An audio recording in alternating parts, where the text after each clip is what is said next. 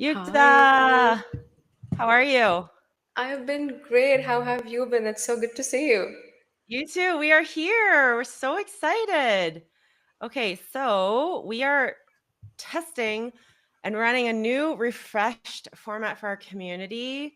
We used to run the Q&As, and now we are going live because we are on a mission to help a million people grow your audience, love being on camera doing it, because confidence isn't just a performance, it's a practice of self-love. So we're here. We're excited for today, and I think some of you guys are tuning in through YouTube.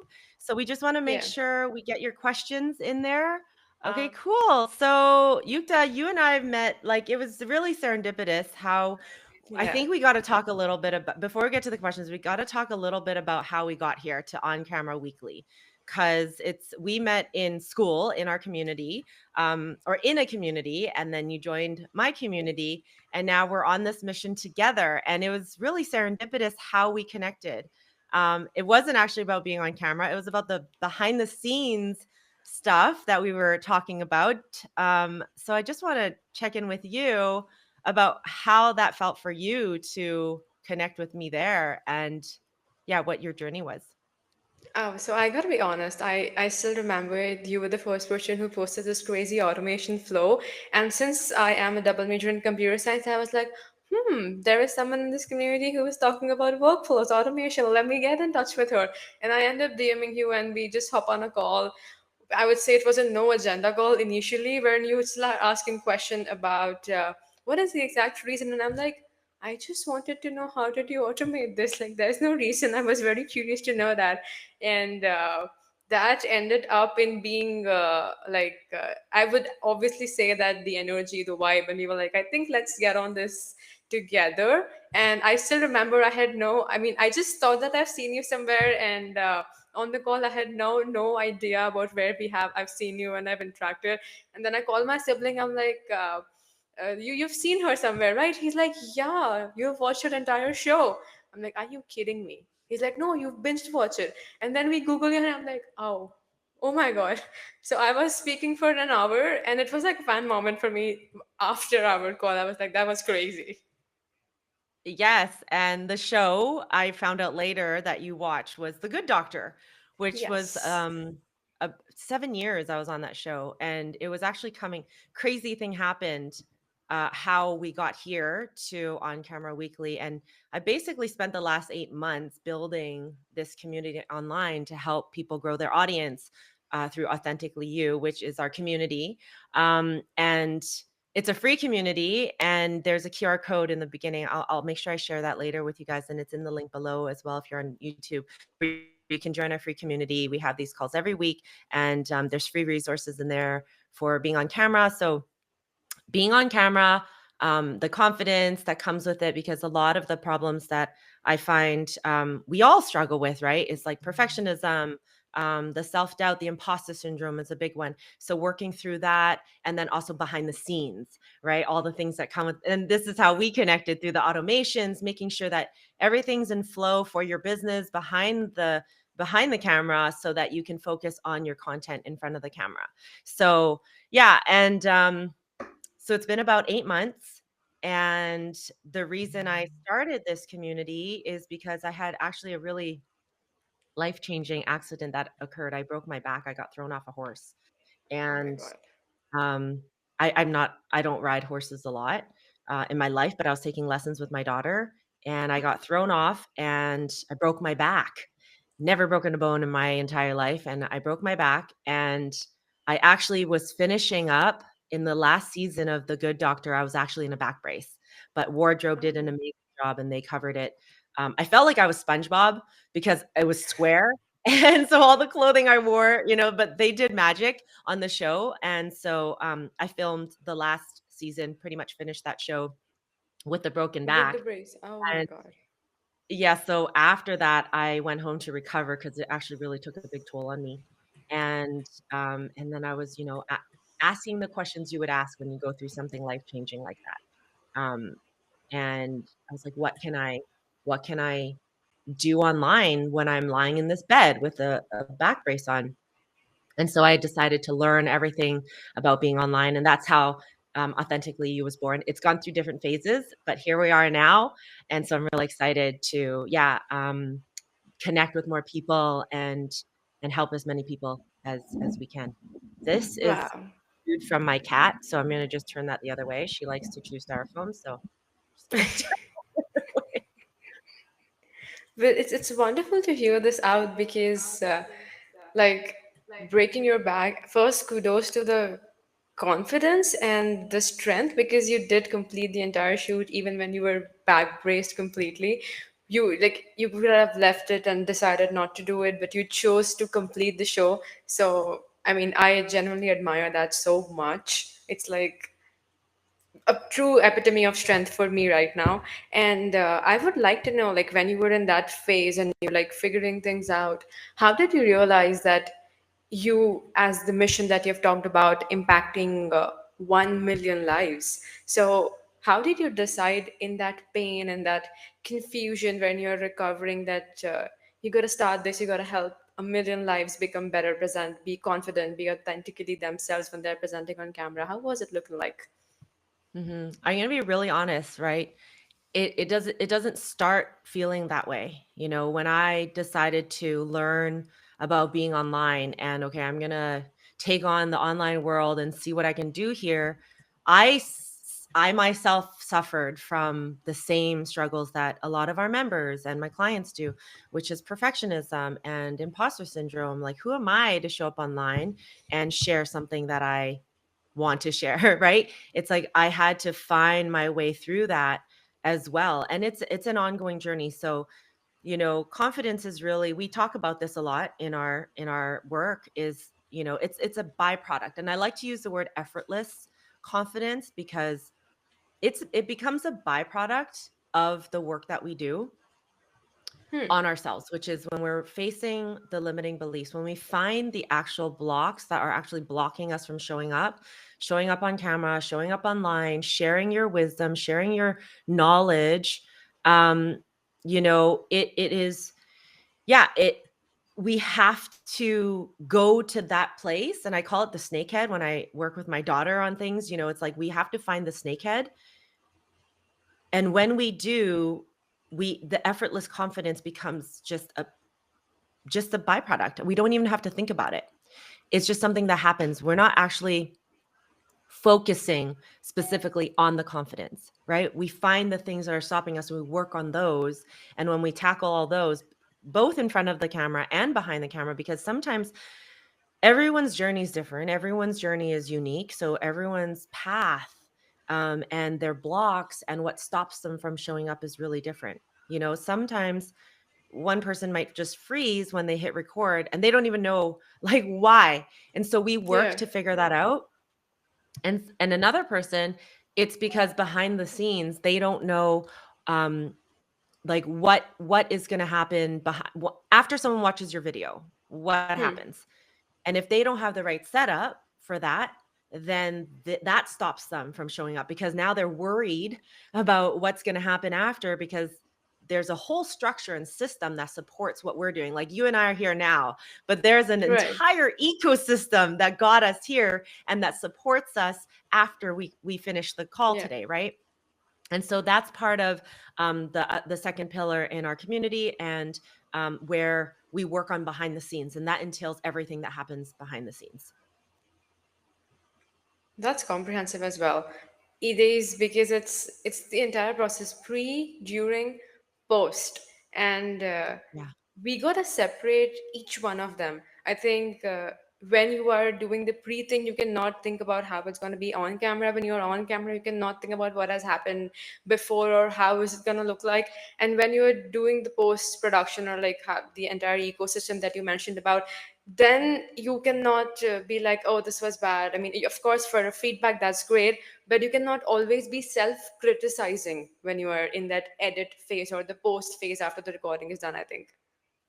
One of the biggest things is we talk about being present, and presence, like as soon as we are in our head about anything, it could be the editing, it could be the lighting, the camera, who are we talking to? Is anyone tuning in?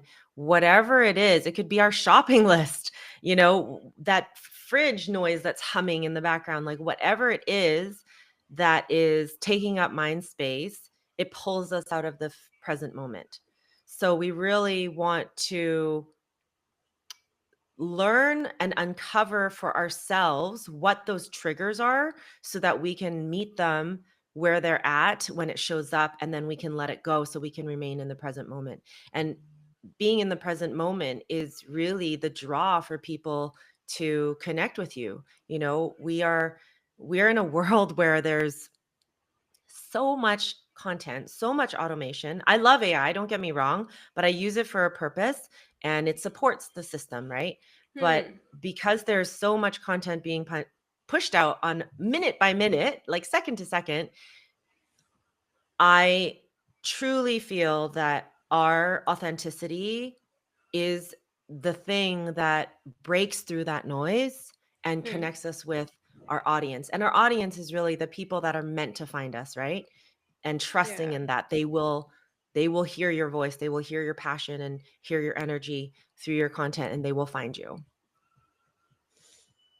I love that, and that energy would only happen once you are present. And I agree with you, it is so chaotic outside that it is very difficult to be present. For example, right now, you and I are speaking. If you have your phone near you, I have my phone as well. Now, if notifications keep on popping and we just, scroll them, immediately the connect that we have, the flow that we have will break, and then it will take us another 5 or 10 minutes to re-establish that entire flow, which then affects the energy that we are sharing, and anyone who's watching us live would feel that disconnect immediately with us. Hmm. And people's attention spans are so short, right? Like if you look at analytics of your videos, what how long it's really all about the hook. People are like, it's all about the hook, right? It's like 3 to 6 seconds, maybe 8 seconds, they have that attention Yeah. span, and it's scrolling on to the next. So how do we stay connected with them? How do we remain present and maintain that connection? I think the world needs this. And this is why I'm putting all this energy into this, because this feels aligned and it feels right, and we'll see where it goes. Oh, absolutely. I'm so excited to see how many people are like on this journey, sharing the path together, and we get to learn from them. And it becomes like a movement, like a mission in movement. So I'm damn excited for that. And with that, I do have some questions as well for you. So, like, I did give them a true thought. So I would love to like ask a few questions that I Mhm. have regarding this conversation that we're having. For sure. So the first question looks like whenever we are talking about being on camera and understanding how this entire like being on camera looks like, according to you, how did like this on camera journey start for you? And when someone is starting their own journey, how should they start with and take their work public? Taking it public. Yeah. I mean, when I talk about my on-camera journey, I it goes way back, like back to I've been in on camera for over 20 years, so over 2 decades. And back when there was like Betacam, it was like these big cassettes. That's what we were filming on. And so but taking it public earlier, like I said, even though I have been on camera my pretty much my whole life, even coming to this and going public with a message and finding what I want to offer online, as many of our members are doing as well, Hmm. I had to really move through some of my own limiting beliefs, right? Of how I'm showing up on camera, which is what brought me to Authentically You. Because I was previously perceived as an actor, which I was, right? A Hmm. professional actor. And I'm still in the biz, but that was what I was known for online. So, but by doing this, it was a very different path. So I'm like, how do I Hmm. bridge it? And so there was a lot of trial and error trying to figure out how I'm going to show up. And this comes back to when we're asking the question of like, how do people get go public with their online Yeah. content?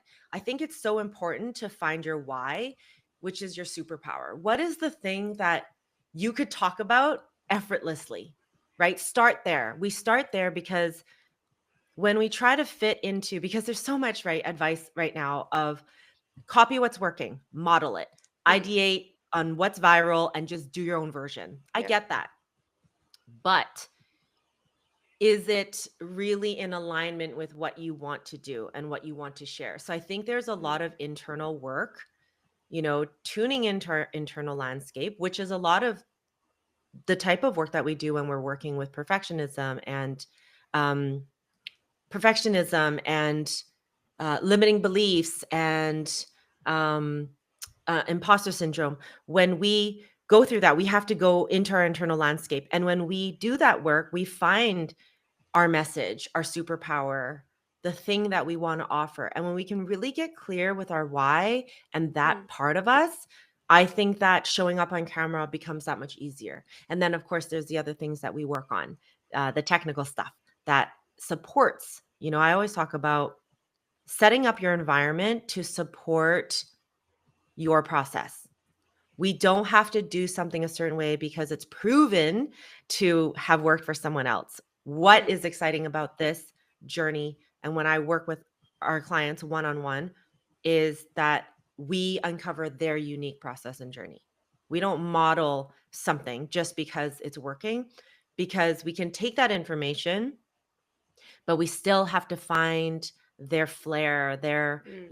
their superpower, their touch, their uniqueness in that. And that's what separates us. That's what makes us different, right? And some could call that the X factor, right? That's the special thing that you can't touch. When someone has that, no one else can touch that because it's yours. It comes from your life experience, your filters, your everything that's occurred in your life and everything that you've absorbed. That's where that comes from. And no one can replicate that, if that makes sense. It does. And I love the space where you've mentioned that you need to do the inner work. And I think we did talk about this that since that inner work, that figuring out of which, how to be effortless in what you do, most of us get stuck into figuring out that what are we effortless at. It could be a thing, for example, someone loves to write poems or articulate or has been an orator. They may be an engineer in their work life, but they love talking about being on camera when they're iterating or reading a poem, reading a story, being a storyteller.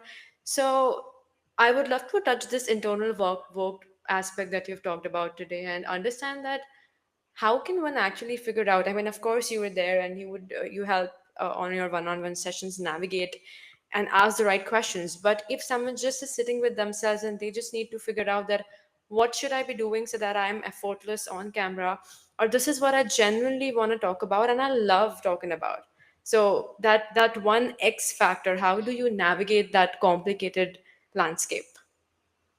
So when you ask that, is it more like how do you find that part of you or how do you share that through being on camera? I would say the first part, like how do you find that? And then the latter, that is how do you share that? Because even to go on the technical work of sharing it, you need to figure out what is it that you want to talk about. Mhm. Yeah, that's an interesting process, and I guess I'll share a little bit about my process and that might help because, it I feel like I went in a full circle, and I think it's important to do the work to try everything, question everything, and test everything. Prior to our community being called Authentically You, it was called Healing the Artist Within. And I Yeah. was making a bridge between my past with my present. And I was Hmm. trying to find a way to meld it together. Actually, I got called out on something really funny. I tend to complicate things, and people who know me, if you hear this, you will laugh because I'm admitting it. I tend to complicate things without the need to. So, um, he labeled this like a Franken funnel. Like he told me that I Frankenstein my process, my system, and he was right. So what I did is I basically took two things and I tried to combine them, and it was like not working. And so, but it was so important to have done everything and test everything because now I know, now I'm clear. So in the process of trying to find that out, it's a journey, right? And when we can show up and commit to this journey of discovery, because that's what it is, it's discovery. Yeah. You'd be amazed at what you can find. And then when you're present, all the dots will connect. And this is where I talk about the internal landscape when we go inward. So there, it's a combination of doing everything on the outside, and then but also not forgetting all the stuff on the inside that we have to do. And in the same way, it's kind of like on camera, behind the scenes. It's like Hmm. what is happening here, but what's also happening inside. So everything's kind of, I'm realizing more as I'm on this journey, is like everything kind of anchors into these two pillars in different ways. Yeah, I love the discovery phase you talked about, that when you are on the discovery phase, experimenting and testing out. Even I like to add to it, even when I started my content journey. So I was like, no one saw that avatar of me, like being this crazy person out there, like walking on streets and filming myself. And they're like, what has gotten into her? And I'm like, that has been me. I mean, it's just that I've met so many people in a professional landscape that you've just seen me being like, I am professional, but I do have a side wherein I love being crazy. I love doing fun stuff, being adventurous, being full of kindness, warmth, and that's me. Like, that's totally me. So coming up with that side, showing up, you do face a lot of public opinion as well. So, and then I realized that irrespective of whatever people are going to say, they will have an opinion if you post content, they will have an opinion if you do not post content. So it's, again, darling, back to what you said, truly depends on what you want to talk about and how you want to talk about. So, which brings us to the latter part as well. Yeah, and I just want to say something about that. When you're, that fun part of you, I saw you light up just now as you're talking about, Yeah. yeah, I'm, all these things. And that is literally what Authentically You is all about, right? It's like you don't have to fit yourself into an identity to show up online, because that's what we might think is expected or what we should do. So, how do we find all parts of us, the whole part of us, and show up online, delivering whatever we deliver, right? Offering whatever we offer. We can talk about anything, right? That is important or valuable to us, but it's if we bring our whole selves to sharing that information, people will listen, people will care, they'll see a human, and it's the human connection, right, that we ultimately desire. Absolutely. And in the this advent of so much of technology, I now see a lot of people, those who are mentioning as well, that after, let's say, 3 years down the line, you are going to cherish that one cup of coffee that you share with someone, that one piece of content or one film that is actually produced by a human, is less edited, even though it does not have that crazy graphics, but it has that soul of a person, the way that you've been talking about, would be more valuable, because we still, as long as humans are there, we are the connection, the value of that human vibe, the frequency is always going to be there. Yes, I love this because I always share this. I love this saying. It's about people might not remember everything you say, but they will remember how you made them feel. And I think that is so important. And when we are full in ourselves and showing up as our full self, people will feel that, and they will feel you through that. And it also makes the experience more enjoyable, right? Like, we want to enjoy what we're doing and what we're showing up to do. So I find that this is the most important part of the experience of showing up online, is really finding who are you when you show up, not who are you supposed to be. Does that make sense?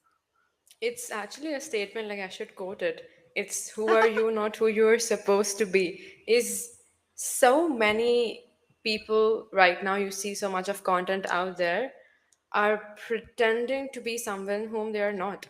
Like, if you meet them in person, they are a totally different person. It's great if you're an actor slash actor, like if you're in that field and you are representing that character. So obviously your real life is different from your real life. But if you are just putting your life out there in front of people, talking about things you like, and then you're pretending to be someone whom you are not.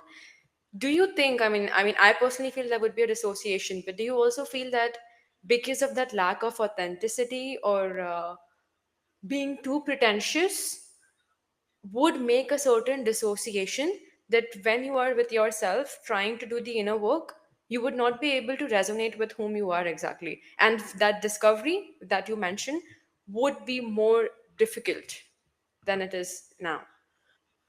You know, there's something online for everyone. Yeah. So, however someone wants to show up and that's what feels right for them, go for it. Like I applaud you for doing that. I'm speaking specifically to people who struggle to show up Hmm. because they don't know, you know, who they are supposed to be. They don't know who they are. And the supposed to be is like they create that identity and they try to fit themselves into a box, you know. And how does it feel to fit yourself into a box that's not really you? It's rigid, it's restricting, it's not, you're not your full self. And so what we're doing is we're breaking through these boundaries, whatever limiting beliefs that are creating that. And you know, this is where we can get into the conversation of the ego, right? The ego is really the one responsible for our limiting beliefs and all our self-doubts. That is the role of the ego. So we do a lot of that work as well, to move through that. And it's not like we need to destroy it. It doesn't need to go away, but we know when we can recognize it and move through it instead of letting it be in the driver's seat and drive us. Because when the ego's in the driver's seat, it's hard to get anything done and properly for our soul and for ourselves. And it's hard to enjoy the process because we're too busy worrying, right? Right. And since you've talked about ego, you also mentioned that confidence is a byproduct. So I'd love for you to shed light when you mentioned that confidence is a byproduct and ego brings the limiting beliefs. What do you exactly mean by this? By the ego bringing the limiting beliefs. And confidence being the byproduct of something that we do. So even so, let's say ego is the one driving limiting beliefs, and if we are able to remove that, now as you also mentioned that confidence is the byproduct. So what do you exactly mean when you talk about that? Like, what do you mean by that? Confidence being the byproduct of something. So let's go back because there's layers here that we can talk about. So when the ego is in the driver's seat, it's hard to be present. So one of the easiest ways to check is this ego is like, okay, let's go back even more because this is some of the things that we get into a bit later. But if you're spending time thinking about the past, right? You're worrying, you're not in the present moment. If you're spending time thinking about the future and things you need to do, you're also not in the present moment. Okay, so we want to be in a place where we can be fully present, and that already drops us into a place of being grounded. And from there, we can share, and from there, we can connect to our authentic self. When the ego gets involved and it's in the driver's seat, we are listening to a voice. You know, I use the word ego. You can put whatever word in there that makes sense for you. It's that the other voice. One of our members, we were chatting and we identified it as the dark bunny, right? That was actually what I used with my daughter when she was young when we're identifying the ego's voice. Some say it's the crazy roommate in our mind, it's that other voice. Some people say the angel and the devil. Whatever it is that, you know, your that helps you identify that voice. It's the voice that's usually stopping you from moving forward. It's the voice that creates worry. It's the voice that creates fear. Fear is a huge one. That's at the core of perfectionism, right? Scared to not be perfect. Imposter syndrome, scared of what people are going to say, scared of judgment, fear of being seen for who we are because are we good enough? Right? All of these, the origin is usually fear. But then how we get there and then what happens when we're in that fear and what caused that fear, what created that fear, what voices did we absorb in our lives that has created this fear that we have now listened to for a big part of our life that we've become accustomed to, right? This becomes that voice that we literally listen to, and it's not the right voice to listen to because it literally stops you. It makes you go into the fight, flight, or flight, right? Freeze, Mode. Yeah. mode when people are showing up on camera, they hit record and they're like, I don't know what I'm saying anymore. And it's the nervous system, and it's not relaxed. And so there's all these things that happen. So I don't know if that answers your question. It's very layered when we get into that topic. But I love getting into it. I think there's a lot there that can help people who are struggling with the limiting beliefs that are stopping them from moving forward, for sure. I do agree with you. So many times it's just us stopping us from doing things, and we get into that mode of seeking permission.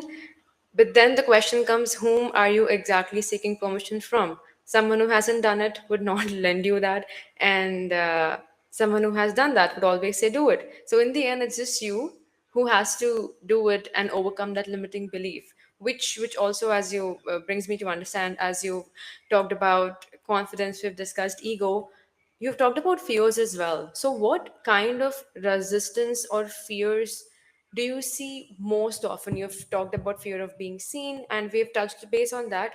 But if you had to choose one fear that dominates the most in people, what would that be? Honestly, it used to be imposter syndrome, but the more people I connect with, I believe it's a version of perfectionism. And there are different versions of perfectionism and how it shows up, to the point where it can be debilitating. And someone has literally not recorded for 2 years because they don't want, they just, something stops them. Um, and we have a lovely member in our community who experienced this, and we did our lights, camera, confidence live action Confidence. workshop. And he recorded 5 videos in one session. And it was amazing to see him move through Wow. that. Um, I don't know if his was actually perfectionism at the time. We didn't get into it, but he was able to break through. But I will say that I find a lot of people who are procrastinating, who there's a lot of procrastination for sure. And I think from that comes from that the snakehead of procrastination is perfectionism, right? Because we want to show up to be perfect. Like I'm going to talk about today right now. Like this is new. We're using a new platform, and I just got a notice that said it stopped recording, and I'm going, "Oh my god, what's happening? Is it even live?" And I could literally, I know what it feels like to be a perfectionist, and I could literally not do anything. And I know the feeling of Hmm. not wanting to do it unless I've learned it to the max. But I've also come to the place, which is what I work on with our clients and members, is that it doesn't need to be perfect. And by showing up and learning from these mistakes is literally how we evolve. It's literally how we Hmm. learn. And so when we can build that relationship with that part of ourselves to show up and be easier on ourselves, right? Giving ourselves compassion, Yeah. right? Like if someone is going to judge us because whatever, the quality's not great, that's okay. It's fine. I'm still gonna we're gonna do this again. We're gonna live another day. We learn, we evolve. Everything starts from somewhere, right? Yeah. And so, and it'll never be perfect. It'll never be perfect. I've spent hours, I remember recording a scene, and it just like over and over and over and over, to the point where I literally felt like, okay, now is it perfect? And then when I looked at it, I'm like, I don't even know what that is anymore, because we create the idea of what perfection is supposed to look like. Hmm. And we think that that's it. And then when we actually look at the thing we created, we're like, what is this? It's Have you? perfect because of who? Whose opinion? Whose view? Whose perspective? Hmm. Is it our own? And you mentioned something earlier that I really like, is about permission. I was talking to um, someone the other day, and we have to give ourselves permission to for many things. And sometimes we're looking for permission from someone else because we Yeah. struggle to give ourselves that permission. So if anyone is listening to this now that you feel like you need permission to move forward exactly from where you are, Yeah. it doesn't matter what people think, as long as you are honoring yourself and your superpower, right? And your journey, and this is what you truly want to do, then show up. Show up for yourself. And don't worry about the other person right now. We'll get there, right? And there are things that we do to bridge that connection. But if we are at the very beginning and you need permission from someone, I would love to give you permission from me to you and also from yourself to yourself to just get started, whatever that looks like. Right. And it doesn't have to be big, it can just be literally thinking about what you want to talk about. It doesn't even have to be showing up on camera and hit record and post online. We take baby steps because sometimes it's a whole process, right? This goes back to earlier when we were talking about how does someone get to the place where they show up publicly? It's like it Yeah. took months to get here now with you. And I've been doing this for over 20 years. So we all start somewhere and we're never behind, we're never too late because there's also a lot of like pressure online. If we spend time online, there's always that pressure of like you got to do it now because the landscape is changing. Everyone's doing it. If you don't do it now, you're going to be behind. It's like that's all just noise. We can choose to listen to it or we can choose to not, right? And when we choose to not listen to that, what can we listen to? We Yeah. can listen to our inner voice, which is moving with the beat of our own rhythm. And this Hmm. is a thing, is like everyone moves at different paces. And if you Base. know your spirit animal or whatever animal you resonate with, if you look at a cheetah versus a sloth, they work at very different paces, but they are doing what they're meant to be doing and they're good at Hmm. it, right? So that that that hustle, the hustle can be real. I know that really well, and it doesn't always turn out well. I'll say that, but we find our own rhythm. We find the pace that we need to go. So if it means just even thinking about it and giving ourselves permission to like, hey, I feel called to maybe show up online. That could be cool. It's like, okay, explore what that feels like to think about it. Because it could be very scary going from like, okay, not doing anything to I should be going online, says who, first of all, says who, and then going, okay, what do I do to get online? Okay, I got to show up. Right. And for some people it works great. But I'm talking to the people where that doesn't work for. And we can Yeah. find a way if that is truly what you desire to do and you want to tap into the online world, we find a way. We find your way. Yeah. I think Yeah. finding a way that suits you is so important. Like there would be a template that works for you. However, you still need to tweak that template into the way you want, which would work the best for you. Like to come to a personal note as well. I always wanted to do a podcast since 2022, and I like had no idea about it. And I had a friend who once and he's been into content creation, has been doing some great stuff out there, so of course the authority and credibility was established in the conversation. And he just comes to me and he's like, you know what, you are a damn fearful person. I'm like, what, excuse me? He's like, yeah, of course. I mean, you should have been doing this if you thought about it. Go search the internet, figure that out, do it. What's stopping you? Like, all you gotta do is just like invest in for a mic, have a good camera. Like, if you just figure out which kind of podcast you want to do and just start doing that. And I was like, yeah, I mean, I did think about it. I spoke to a lot of people, and this in person studio setup that was quite expensive. And then after looking at, how much it is like to set the studio and things like that, I dropped that out. And 3 years down the line, now I realized after meeting so many people out there that you can always figure out a way if you genuinely want to do this. And after 3 or like 3 years of like thinking, just thinking, and like not taking an action, took an action. And now, irrespective of how it's gonna look like, not being that perfectionist in your head that I just want this best light, best editing, and it's okay to start it at a smaller scale and then improvise as you go. 100%. 100%. And your podcast, it's called Founders with Borders, right? Yes. That's actually something we talked about when we first chatted. You invited me to join your podcast, which we haven't done yet, which we will get to, but here we are.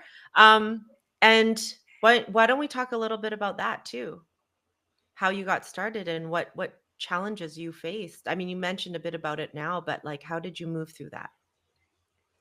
So it was always an idea in my head that I got to speak with people and understand their stories.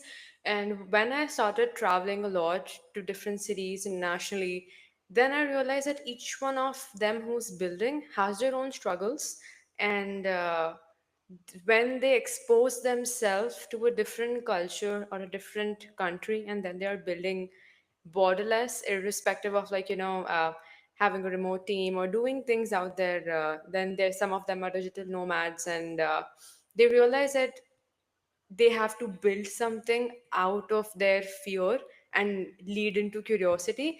So then I figured out, why not speak to such souls, because that's what I have been. Like, I started my own community, left it, started something else, left it. Then I figured out, okay, to not work in partnerships initially, and always like start something solo. That's something that I figured out: start something solo and then maybe bring on partners on board. So that was my journey, and I was like, why not speak to people, those who are into 10 into 100 times ahead of you in that journey, those who are borderless, those who have achieved things, and start that out. And then I went online, figured out which tool I should be using. Then there were 10 tools. I'm like, okay, again confusion, choose one. Two, what's the best riverside? Okay, buy. Oh, best mic, it was like 300 bucks. I said, okay, 30 bucks. Good mic. Invest. Buy it. Which camera? 30 bucks. Invest. So I'm like, okay, under 100, like 100 bucks, I had my entire setup done.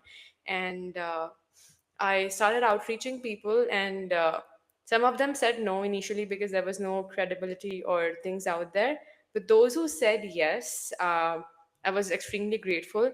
And I got a feedback from people that some of them, those who were on the very first 4 or 5 episodes, they were working on their projects which they left after speaking or getting on this podcast. Since it was all about connection, and I was not distracted when I was speaking with them, they restarted their projects. And they messaged me that I have been able to do that because we had this recorded. Like, that conversation inspired them to do something within themselves, like restart their projects.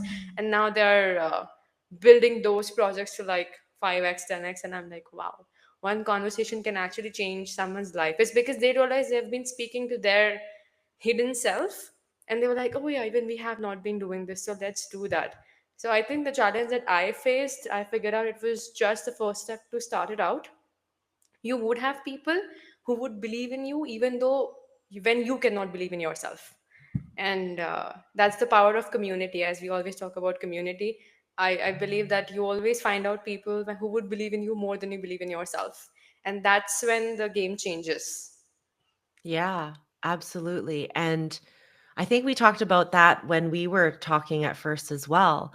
And so there is I do remember when we were first chatting, your curiosity is what was really engaging too. Your hunger to learn, right? And I we share that. I love learning. I think we're lifelong learners. Otherwise, what are we doing?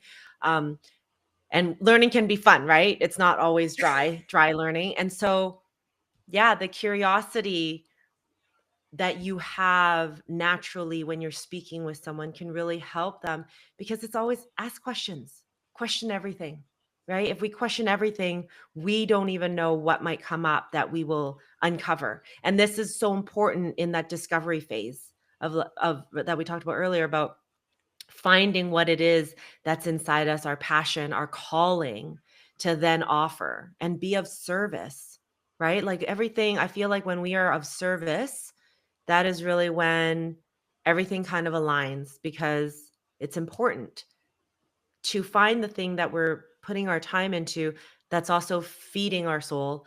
It's a flow of energy that's really um magical. And so when we're in that place, that's where everything becomes Magic effortless, happens. right? Oh yes, and since you've talked about creating magic and figuring things out, when like whenever you're recording content, or like let's say you are in that experimenting phase of discovering things, so what kind of emotion should your content talk about? Like, should your camera content always tap onto an emotional aspect for the viewer? Like, what do you think on that? Like, even right now, what the confusion that we are having is tapping on a lot of emotional aspect for anyone who's listening to this. So what do you think about that? I think if it comes up organically, And energy is always moving. Energy never stays stagnant. So it's like sometimes we hit in with emotion, and there's technical things that we can work on too. Because I know some people really like to approach content with more technical aspects, like slowing down your speaking and taking breaks, right? Giving breathing space for your audience to think and process.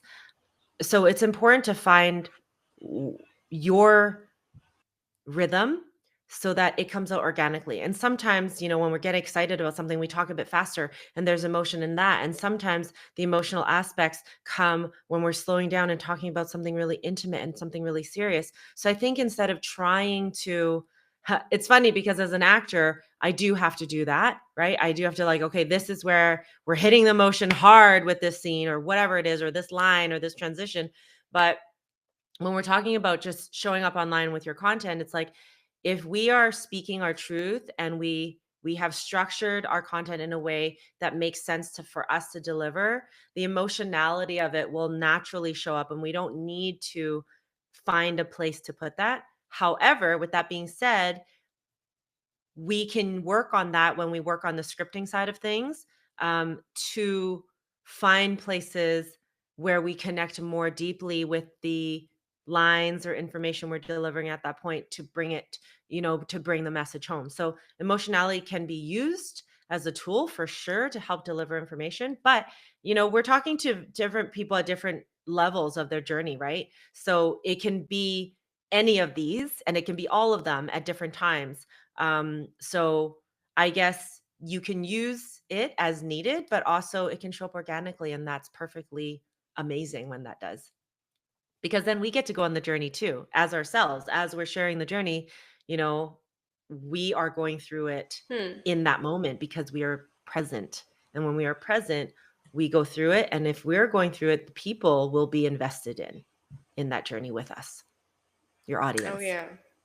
You would start attracting that audience. And in order to attract that kind of audience who would resonate with you, what are your top three tips to sound less mechanic when you're presenting? It's because if you were like you and I are naturally conversing, that's okay. If you bring a camera, suddenly the face expression changes, the script changes, and then you are like, yeah, that naturally comes. So how do you prevent? What are your top three hacks to be just not overly mechanic?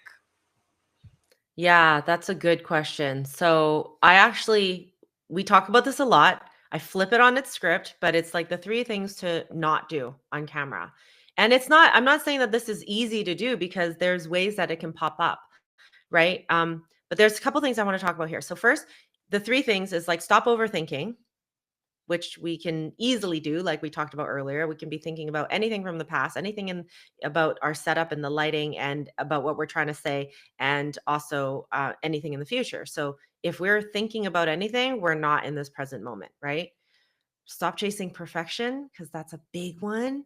And it's interesting you asked earlier, like, what's the one biggest problem that I see with people, and myself included, because I know what perfectionism can do to you. And it affects people in different ways, but that is a big one. So stop chasing perfection. But how do we do that? And we get into that, right? When we get into the work. And stop hiding your vulnerability. And this is an interesting one because sometimes we get, being vulnerable is vulnerable. Like it's scary to be seen as who we are because then where does that come from? Being scared of being judged. And people seeing us for who we are. And so when we can connect to those parts of us that, when we accept our vulnerability, when we give ourselves permission to be vulnerable, we stop worrying about what other people think because ultimately, does it matter? We can get into that, right? We dig deep. If it does matter, we dig into what that is and why, right? Through the work. And so those are the three things. But one of the things that I find that really really gets people stuck is I love scripts. Like I script everything. And I always say like script it all out as though you're writing it as you would read word for word. But then there's a first draft for a reason, right? It's never the draft that you're going to use. And in the process of writing out the script, you will start to embody your message and you discover things in that process of writing. You're like, actually, does this make sense? Oh, actually, this is more of what I'm trying to say. Whatever it is that process is, right? We script it out. And then in the process of refining the script, you've Hmm. all heard of speaker's notes, right? And then we create that to work for us, right? To work for your process. And this is where I think sometimes people can get mechanical because they're like, I need speaker's notes, I need a script. So then they read. When you're reading, you're rarely feeling and you're not embodying. And so we call that a talking head. And so when we're talking head, and that's where it can feel mechanical, right? And so we want to inject our whole being, our authentic self, our emotional body, as you're talking about emotional body, but it doesn't have to be like cathartic or anything, right? It's just our emotional body into the content. And from there, we can remove ourselves away from being mechanical. However, when we are working with a script, it's also very important to find out how and discover how to use a script to your benefit, how to use it as a Hmm. tool to support you and anchor you, not become a hindrance, something that is, you rely on. It's good to have it there. You have speaker notes. I mean, you can have a teleprompter, but if it stops you from being present, it's not a good idea. So what we do is we find a way to work with it. And some people we discover works better with questions, right? Someone Yeah. asks them a question. So set that up, set it up. Like have someone ask you questions and you just riff on camera. Or someone else just needs like just the trigger word and they know what they're Right. talking about because they know their information so well inside and out that all they need to do is know what they're actually talking about and talk. So you just need Yeah. like a loose outline script to guide you on where you want to go with your video or presentation or whatever it is.